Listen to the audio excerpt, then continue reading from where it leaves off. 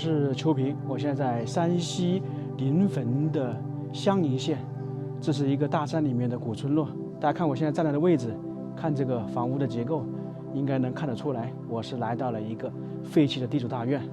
现在走进去看一看，以前这里应该是有大门，不过现在完全倒塌了。在这个大门这里，门楼应该是非常漂亮的，在古时候他们非常注重门楼。不过呢，经过时代的变迁，基本上是都没有了。我们现在看的这个大院呢，是叫做杨家大院。一个这样的小山村，有2个大地主，就证明这个以前发展的非常不错。你看这个建筑是不是很有意思？2层的大院，这个很少见得到啊。南方的大院跟北方的大院区别太大了。走南方，一眼望去都是一个对称的，而且大部分是木头，而到了北方呢，窑洞、砖结构。在黄土高原上，不管是普通人家还是有身份的财主，都喜欢建窑洞。尽管说这个地主大院现在已经废弃了，但是能够看得出来，这些窑洞建造的非常精致，里面和外面都是砖结构。这个就证明需要一定财力的人才能建造这些。这座大院也是属于四合院形式的，它是属于清朝中期建设，离现在大概200多年。当年豪华的住宅，现在只剩下一些残垣断壁。这些窑洞看起来都不小，感觉里面空间都挺大的。我来到这个村落，碰到当地的村民，他跟我说，以前这个窑洞上面还有1层，只不过时间这么久，全部掉下来了。你看，连上面的木头都倒塌下来了，在深处都有台阶能够走到上面的。那这些窑洞的功能是什么？正前方那几个窑洞就是地主、财主居住的，2侧是他的小孩、儿子、孙子以及管家这些人居住的。那在上面的窑洞就是他的女儿居住的，相当于是绣楼，因为古代千金大小姐是不出门的。左边这边的房屋已经全部倒塌了，主要就剩下正前方以及右边的这些窑洞。前几年应该还住过人，那些窗户都全部换了，变成铁窗户还有玻璃。现在我们看到这个窑洞是2层，我一开始也以为是2层，结果当地村民给我们介绍，这个窑洞其实是有3层，最上面1层已经损毁了，找不到影子，上面都是杂草丛生。正方的窑洞和侧边的窑洞中间有条小巷，上2楼的台阶就隐藏在这里，非常隐蔽。我们现在不上去，等一下去另外一座地主大院看的时候再去走一走。在这里我发现一个非常奇特的地方，我们前面看到这3个窑洞，最上面那个不是圆形的，有点尖尖的，像哥特式建筑，同时这个也有点像陕北那边1500年的窑洞，就匈奴人建的窑洞类似。而在正前方这个窑洞就是天圆地方，上面是圆的，下面是正方形的，这个非常奇怪啊！同一个地方，窑洞的布局、窑洞的规格却是2种形式，搞不明白。还有一种可能就是这个地主的后人，他在清朝末年接触过欧洲的建筑风格，比方说哥特式的，所以采用了这样一种方式，确实非常奇怪。一个大院2种建筑方式很少见。看完了杨家大院，我们现在准备去王家大院看一看。按照当地的村民介绍，王家大院比杨家大院还气派，并且他们2者是有关联、有关系的，建筑风格也是一样的。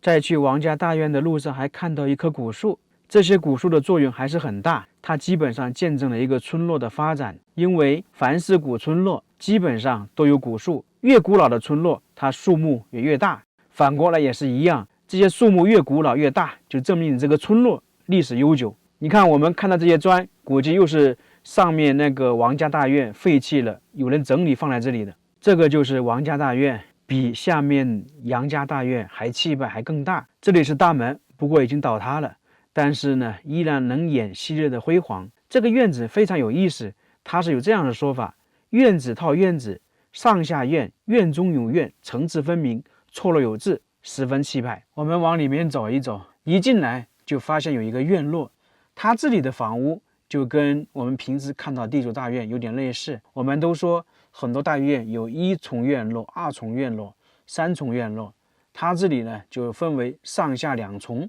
这里属于下院，就是以前地主家里的长工以及下人居住的地方。不过现在已经倒塌完了，在这个窑洞对面就是以前的马房。通过空中的画面可以明显的看得出来，这个王家大院比下面的杨家大院更气派更大，不过呢损毁也更严重。这下人居住的，我一开始以为是2个窑洞，没想到是3个。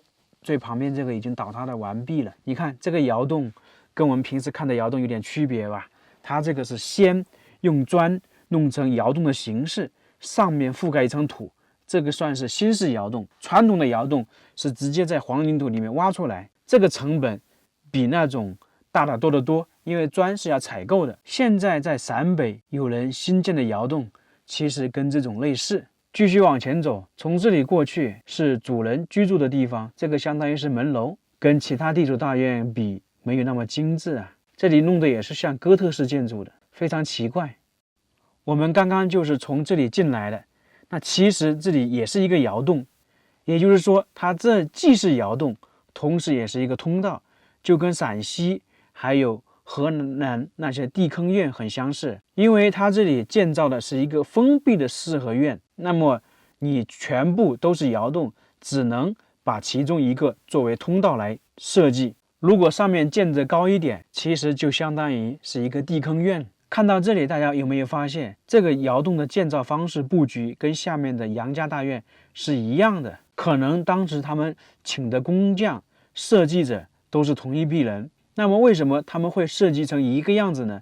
我们就来说一说王家大院和杨家大院的关系。这个杨家是早期发展起来的，按照当地的村民来说，一开始卖些豆腐，后来卖些其他的，慢慢的家庭条件就越来越好，置办了很多土地。当时这个杨家雇请了一个长工，姓王，一直在他家里劳作。某一天，这个王长工在一个房间打扫环境的时候，突然发现炕里面有一桶金元宝。当时王长工没有做声，重新恢复原状，就把这个事情瞒下来了。后面某一天，杨地主和这个长工因为一些事情闹矛盾，吵起来了，杨地主就把王长工辞退了。过了没多久，王长工来找到这个地主说，某某一间房，你能不能把它卖给我？那个地主看他在家里干活这么多年，并且一直也是兢兢业业，想了一想就答应了。这个时候那个王长工高兴了，他这个房子买到之后没多久就把那个金元宝挖出来了，于是就建造了这样一栋大院。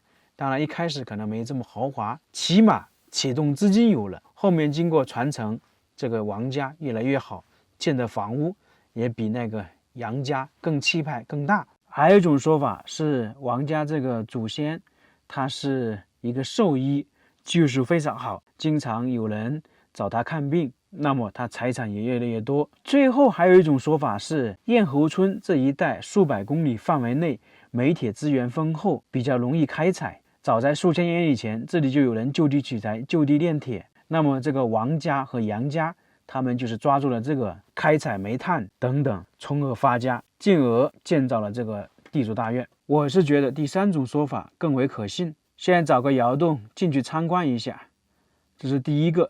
这个窑洞里面也全是砖结构，一般窑洞里面都有个炕，我们看到右边那个角落有一个洞，漆黑的，那个就是排烟的，通过那里到了上面，只不过是打开了，以前平时是封闭的。因为山西这边冬天比较冷，你如果不烧炕，晚上是没法睡的。这旁边这里是一个灶台，一般也是在这里做饭，然后做饭那个火烧的热量就进入到炕，烟就从里面排走了。布局跟下面的杨家大院是一样的，两侧是他的儿孙居住的地方，正前方那几个窑洞就是地主老爷以及他的夫人还有长辈居住的。上面的2楼、3楼已经全部塌掉了，但是还能看到痕迹。等一下我们走上去，这里有个很好玩的，这个门上面这里凸出来一点，很多人以为可能是门当户对，在这里不是，它是属于门章，这个地方是可以活动的，在里面有个卡扣，把那个卡扣弄掉，这个门章就可以抽出来，下面这个门就可以更换了。因为这个相当于是榫卯结构，你如果不能拆开的话，直接换门是非常困难的。这个我们在湖北黄石介绍过一次，这里只是门打不开，如果打得开的话，我们就可以演示一下。以前的工匠确实也很有智慧，这个东西就相当于是流水线上生产的一样，每一个零件可以更换。这是其中一个窑洞，里面也是放了一些乱七八糟的东西。我听当地村民讲，这个王家大院的后人还居住在这个村里面，他们在10多年前还住在这里，只不过这个窑洞可能现在有点不安全，他们就在下面其他地方重新建了一栋房子居住。现在去2楼参观一下，这个还是非常隐蔽，并且比较陡峭，这么小就证明一般只有女子才会走上去。这现在上面已经倒塌完毕了，全是杂草丛生。这现在上面都是遗迹，以前这里也是一个通道。听当地村民讲，这个地方是因为着火了，很多东西就一烧倒塌了。这个草长得非常茂密，因为这上面是覆盖了一层黄泥土，我们就不走过去了。那么这些地主最后去哪里了？说的简单一点，还是家道中落。早期的地主很有才华，奋斗起了这样一份家业，后面没有那个生意头脑，于是就慢慢的衰落了，只留下这些建筑，见证了当年的豪华，当年的气派。我们刚刚说王家能够起家是靠挖到一个金元宝，那么杨家的财产是放在哪里呢？可能很多人也不知道，也很意外，就是放在大门口。一开始没有人知道，后来是几十年前有一次倒塌了，发现那里有一个相当于仓库一样，有一个金，就是在右边最角落那个位置。当然被发现的时候，里面已经什么都没有了。这些地主大院这样废弃的挺可惜的。山西很多地方啊都有古村落，村里面都有这样豪华的地主大院。假如说这些大院白送你一套，你会不会要？你会不会整理一套，重新打造一下？其实有时候觉得这些地方打造成农家乐还是挺不错的，就像在一些旅游城市，他们很多打造成民宿。希望下次看到这些建筑能够越来越好。